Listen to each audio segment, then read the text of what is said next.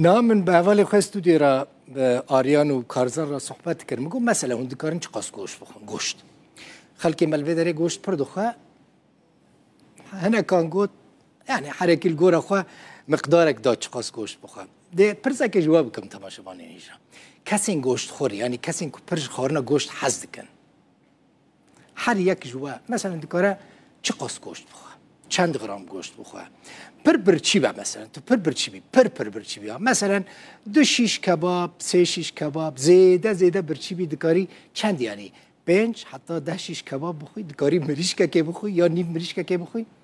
مثلا از گلکی برچی بی از جو خود بجیم دکارم زیاده 2 شیش کباب بخوی جو خواست نخوام جی قطنایی بیرامن و هیچ بهیستیه کسک ده نیف ساعته که ده برخکی حمو به تمامی بخواه برخک مثلا اف دسه روزن من بالا خودم مدیا جواکی زلامکی جزائری چه کریه؟ ناوی سلیم الاکوله ده نیف ساعته که ده برخک به تمامی خاریه خلاص کریه نتنه اف پلان دکه ده 5 دقیقه ده دوه کی بخواه عجیبه نه برخاریه دایه عالیه کی نهایت بیجه از دوه کی بخوام او برخک کو خاریه به تمامی خاریه چند کیلو نه 15 کیلو نه یعنی 15 کیلو سر هف خاریه ده نیف ساعته که ده سلیم ده بیجه بکیف خاریه و تو نخوشین وی تننه و تو پرسکریکین ویجی چه نبونه تندرستی ویجی گلکی باشه من حس کردم اون ویدیو تماشا بکن ببینین کاوری را افزلاما چاوا دکارت نیف ساعته که ده برخکی به تمامی بخواه ببینن اف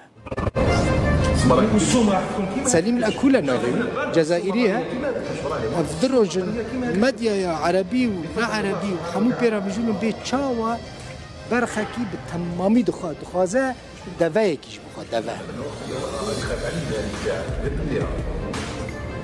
ذكركم هذه كيفاش تابع والسومطرية كيما بفي هواي في سليمات كارب كذا برتقال جينيس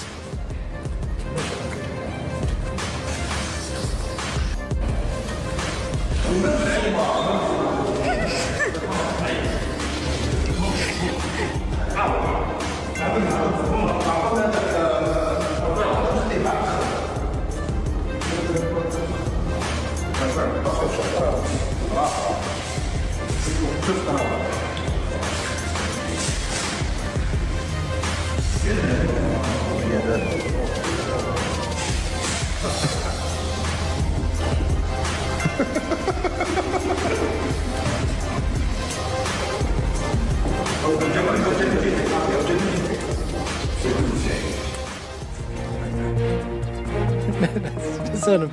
چه بیشم نو کومنت تقولتني من سرتنا تشود خي برخ تفكاري حسابك مفي هواي دواي كي بخوي قيامت را قالك سباس وتماشاك حتى 7 ساعات حف بمين تمشي